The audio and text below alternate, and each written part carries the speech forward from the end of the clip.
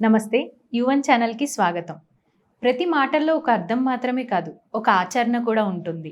మన జీవితాన్ని మార్చే జ్ఞానాన్ని తీసుకురావడానికి మనతో పాటు ఉన్నారు డాక్టర్ మైలవరపు శ్రీనివాసరావు గారు. నమస్కారం గురుగారు. నమస్కారమ్మా. గురుగారు, ఇప్పుడు మనం లయం అనే మాటను విన్నాం కానీ, మహాలయం అనే కొత్త మాట ఏంటి గురుగారు? దీని గురించి ఏదైనా వివరిస్తారా?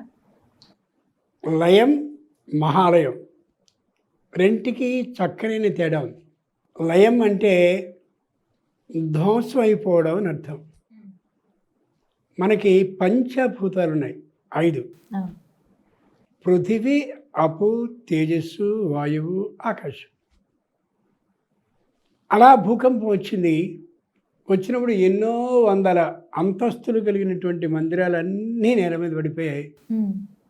నాశనం అయిపోయింది. కానీ ఎక్కడ భూకంపం వచ్చిందో అక్కడ మాత్రమే నాశనమైంది తప్ప మిగిలిన భూమి అంతా బాగానే ఉంది. హ్మ్. అది లయం. ఓకే. అప్పు పెద్ద వరదలు వచ్చేసాయి, చెప్పలేనంత ఉప్పెన వచ్చింది. ఆ వచ్చినప్పుడు ఏ ప్రాంతాలు, ఏ పట్టణాలు, ఏ గ్రామాలు ఉన్నాయో అవి మాత్రమే లయం అయిపోతాయి, కానీ మిగిలినంతా బాగానే ఉంటుంది. అది లయం. అలాగే తేజ, విపరీతమైనటువంటి వేడి వచ్చింది, ఎందరికో ఉష్ణ వ్యాధులన్నీ వచ్చాయి. కొంతమంది మాత్రమే పోతారు, మిగిలిన వాళ్ళందరూ సుఖంగా ఉంటారు. అది లయం. ఓకే. అలాగే వాయువు, చెప్పలేనంతటి విపరీతమైన వాయువుతోటి చెట్లు పడిపోతాయి, కరెంటు స్తంభాలు మెలికలు తిరిగిపోతాయి, కొన్ని పెద్ద అంతస్తులు పై అంతస్తులు పడిపోతాయి. అంతవరకే అవుతుంది తప్ప మిగిలినంతా సుఖంగానే ఉంటుంది. హ్మ్. అదే తిరుగు ఆకాశం, పైనుంచి పిడుగులు పడిపోతాయి. హ్మ్. ఇవన్నీ కూడా ఏ ప్రాంతానికి సంబంధించి అది వచ్చిందో అక్కడికి మాత్రమే అయితే అది లయం. ఓకే. మిగిలిందంతా బాగుంటుంది. ఆ వచ్చినటువంటి సందర్భంలో ఆ ప్రదేశానికి మాత్రమే లయం జరుగుతుంది. కానీ మహాలయం అంటే ఇది కాదు. మహాన్ ఆర్చంతికో లయో యస్మిన్ సో మహాలయ. మొత్తం ప్రపంచం అంతా కూడా లయం అయిపోతే అది మహాలయం. అంచేతని మహాలయం 17,28,000 సంవత్సరాలు అయిపోయింది. హ్మ్. కృతయుగం మొత్తం ముగిసిపోయింది. ఎవ్వడు, పశువు, పక్షి, వ్యక్తి ఎవ్వరు ఉండరు. 84 లక్షల జీవరాశులు అన్ని లోకాల్లో ఉన్నవి అయిపోతాయి. అది మహాలయం. ఇందాకట్లా కాదు. అలాగే 12,96,000 సంవత్సరాలు అయిపోయిందనగానే త్రేతాయుగం పూర్తిగా ముగిసిపోతుంది. అది మహాలయం. ఇంకెవ్వరు ఉండరు. 8,64,000 సంవత్సరాలు అయితే ద్వాపర యుగం హ్మ్. మొత్తం లైవ్ అయిపోతుంది. ఇందాకెట్లా కాదు, మొత్తం అంతా లైవ్ అయిపోతుంది. అది మహాలయం.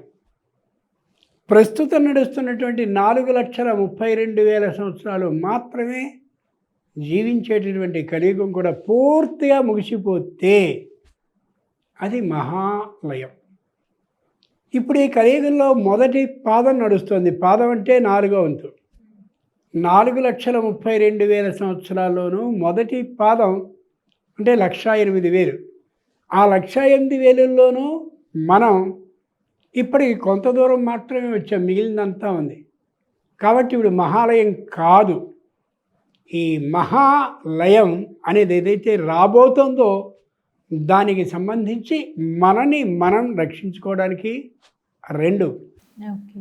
ఏ పితృదేవతలైతే మనమే వాళ్ళ లోకంగా జీవించి పైలోకానికి వెళ్ళిపోయారో అటువంటి పితృదేవతలకి నమస్కరిస్తూ ఆ రాబోయే మహాలయం నాటికి ఏ విధమైనటువంటి బాకీలు మనకి లేకుండా చేసుకోవాలి. బాకీలు అంటే ఏవో పాపాలు చేస్తాం, చేసిన వాటి కోసం తిరిగి మళ్ళీ పుట్టాలి.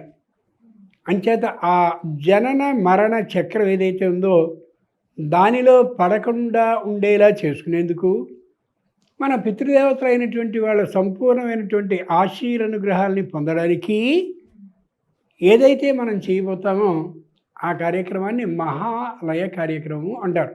ఓకే. ఈ మహాలయాన్ని చిన్న పెద్ద ఏ తేడా లేదు, అందరూ చేయదగిందే. ఈ కులం ఆ కులం అనే విభాగమే లేదు, ఈ మతం ఆ మతం అనే విభాగమే లేదు. ఎందుకని? ఎవరికైనా సరే మరణం అనేది తప్పదు.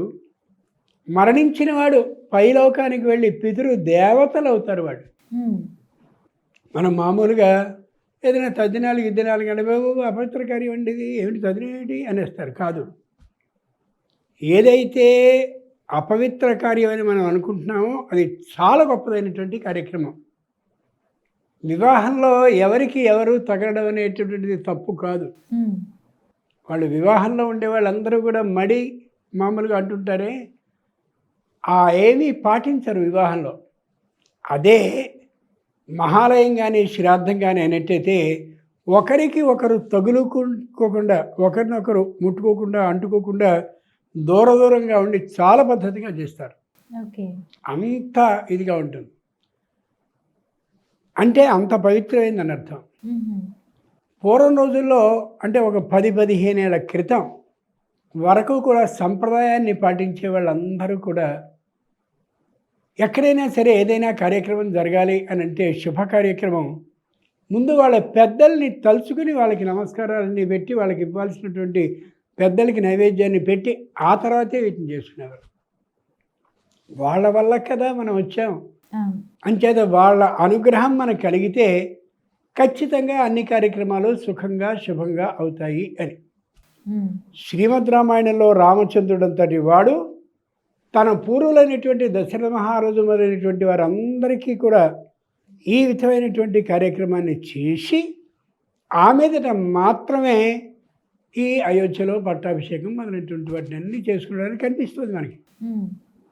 ఇంకో అద్భుతమైన మాట ఒకటి ఉంది. తల్లి లేదా తండ్రి లేదా ఇద్దరూ కూడా ఈ లోకంలో ఉండి నేను నా పిల్లవాడికి ఏం చేయలేకపోతున్నాను, నా కూతురికి ఏమీ చేయలేకపోతున్నాను, అలా జీవించి ఉంటున్నాను అంతే. నేను వాళ్ళకి ఏదో ఒక గొప్పతనాన్ని చూపించడానికి తగిన మార్గాన్ని ఇప్పటివరకు నేను అన్వేషించలేకపోయాను, ఏం చేయలేకపోయాను, నిరంతరం దుఃఖిస్తూ ఉంటారు. అట్లాంటి పరిస్థితిలో ఉన్నవాడు వాళ్ళు ఏం చేస్తారట అంటే గరుడ పురాణం చెప్తుంది, ఇక్కడ ఉండి ఏదైతే తాము సాధించలేకపోయారో, వాళ్ళ అభివృద్ధికి పాటుపడలేకపోయారో, ఎంత ప్రయత్నం చేసినా దాన్ని సాధించడం కోసమని ఆ లోకానికి పెడతారట. ఇది నిజం కాబట్టే ఎక్కడైనా తండ్రి కానీ తల్లి కానీ పోయినట్టయితే ఆ తర్వాత శుభం జరుగుతుంది. అలా అని చెప్పి వెంటనే తండ్రి పోవాలి తల్లి పోవాలి అని కోరుకోవడం సరికాదు. వాళ్ళు అక్కడికి వెళ్ళి అక్కడి నుంచి ఆ లోకం నుంచి వీళ్ళకి 2 చేతులతోటి ఆశీర్వచనాన్ని పంపుతూ మా పిల్లాడికి ఆరోగ్యం బాగుపడితే బాగుండు, నా పిల్లకి మంచి సంబంధం వస్తే బాగుండు, అలా ఏవైతే లోటుపాట్లు ఇక్కడ ఉండిపోయాయో ఆ లోటుపాట్లని అక్కడికి వెళ్ళి సరిచేస్తారు. అంచేత ఆ పితృదేవతలు అయినటువంటి వారిని తృప్తిపరిచేందుకు, తృప్తిపరచడం అంటే తర్పణము అంటారు, అదే తృప్తిపరచడం. ఆ తృప్తిపరచడం కోసం ఏదైతే చేస్తారో ఆ చేయబడేటటువంటి కార్యక్రమాన్ని మహాలయ కార్యక్రమం అంటారు. చాలామంది అలా చేస్తూ ఉంటారు. అది చేయడం కూడా ధర్మం. ఇంకేదంటే ఆ లోకానికి వెళ్ళినా కూడా ఓ సంవత్సరం లోపులో మన గురించే ఆలోచించేటటువంటి శక్తి, అధికారము, ఆలోచన, అవకాశం ఉన్నటువంటి కాలం ఈ సంవత్సర కాలం కాబట్టి ఆ సంవత్సర కాలంలో కూడా మన గురించి ఆలోచిస్తూ మన అభివృద్ధి కోసం వాళ్ళు శ్రమిస్తూ పాటుపడుతూ ఉంటారు. అక్కడ ఎందరెందరో పితృదేవతలైనటువంటి వాళ్ళందరూ కూడా ఉంటారు. వాళ్ళందరితో కలిసి కూడా వీళ్ళు ఆలోచిస్తూ మన అభివృద్ధికి అంతటి పునాదుల్ని వేసి వాళ్ళు తప్పక మన అభివృద్ధిని కాంక్షించి నెరవేరుస్తారు. అంచేతనే లోకంలో మాట ఉంది, అది శాస్త్రం ప్రకారం నిజం కాదు కానీ, తండ్రి కానీ తల్లి కానీ పోయినట్టయితే సంవత్సరంలోగా అమ్మాయికి వివాహం చేయండి అని. అమ్మాయికి వివాహం చేయడం అనేది ఆ అశుచి కలిగినటువంటి సంవత్సరకాలంలో చేయడం సరికాదు, కానీ వచ్చింది కాబట్టి చేసేద్దాం అనే అభిప్రాయంతో చేస్తున్నారు.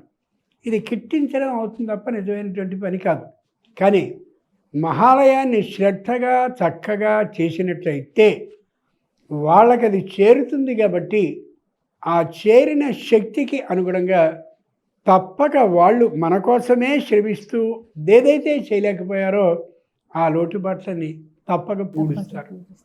అంచేతనే ఒకప్పటి రోజుల్లో అంటే 10-15 ఏళ్ల క్రితం పొద్దున్నే పిల్లలు ఎవరైనా లేచినట్లయితే దైవానికి నమస్కారాన్ని చేసిన తర్వాత తల్లిదండ్రులకు నమస్కరించేవారు, జీవించి ఉన్నా జీవించి లేకపోయినా. ఆ కనిపించేటటువంటి వాడు భగవంతుడు అని అనుకుంటాం, వాడు కనిపించాడు. కానీ కనిపించేటటువంటి ఎవరైతే ఉన్నారో భగవంతుడు తల్లి తండ్రి మాత్రమే. ఓ రాత్రి అమాంతంగా జ్వరం వచ్చింది మనకి.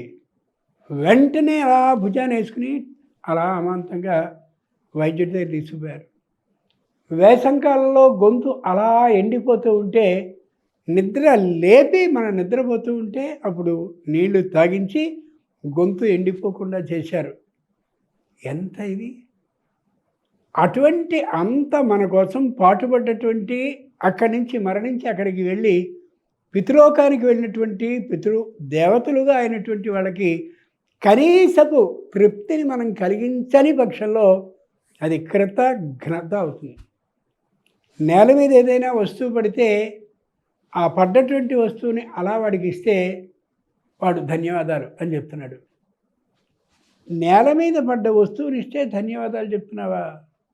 నీ తల్లి తండ్రి నీకోసం నిన్నే లోకంగా భావిస్తూ చేసినటువంటి వాళ్ళకి చేయకపోతే అది ఎంత దారుణమైనటువంటి కృతజ్ఞత. అంచేతనే వేమన పద్యంలో చెప్తాడు, తల్లి తండ్రుల దయలేని పుత్రుండు పుట్టనేమి వాడు గిట్టనేమి. పుట్టలోన చెదలు పుట్టవా గిట్టవా, ఇది బాగా గుర్తుంచుకోవాలి. పుట్టలోని చెదలు పుట్టవా గిట్టవా విశ్వదాభిరామ వినురవేమ. చెదలుంటాయి. చెదలు చిత్రమైనటువంటి ప్రాణులు. లోకంలో ఒక స్త్రీకి ఒకే గర్భసంచి ఉంటుంది. కానీ చెద పురుగులకి అలాగే బొద్దింకలకి ఇటు 4 అటు 4 గర్భసంచులు ఉంటాయి. అంటే ఒక్కసారి పిల్లల్ని పెడితే 8 సంతానం యువతలకు వస్తాయి. ఆ యువతలకు వచ్చిన సంతానం మళ్ళీ 2 నెలల్లో మళ్ళీ అలా గర్భసంచులు కలిగినటువంటి సంతానం కాబట్టి మళ్ళీ 8 అలా పెరిగిపోతుంది. ఆ పెరిగిపోవడం ఏదైతే ఉందో అందుకనేవి పెరిగిపోతాయి. ఓకే. పుట్టలోన చెదలు పుట్టవా గిట్టవా, అలా సంతానం పెరిగినటువంటి చెదలు అన్నీ చచ్చిపోతాయి కూడా. అలా ఉండకూడదు. తల్లి తండ్రి ఎడను దయలేని పుత్రుండు పుట్టనేమి వాడు గిట్టనేమి. చెదలు పుడితే వాటికి ఏమైనా కీర్తి ప్రతిష్ట, అబో ఎన్ని చెదలండి అని ఎవడని అంటున్నాడా? అలా ఉండకూడదు. వీడు పుట్టాడు, నాకింతటి ఆనందాన్ని కలిగించాడు, నాకు అక్కడ ఉన్నటువంటి పితృదేవతా రూపంలో ఉన్న వాళ్ళకి నన్ను తలుచుకుంటూ ఈ ఆహారాన్ని పెట్టాడు అని వాళ్ళు అనుకున్నప్పుడు మనకి సంపూర్ణమైనటువంటి సుఖము, శాంతి, ఆనందం, శుభకార్యము ఇంట్లో జరుగుతుంది. ఓకే, అది నీ అర్థం. అది మహాలయం. ఓకే, చాలా చక్కగా వివరించారు గురువుగారు. ధన్యవాదాలు.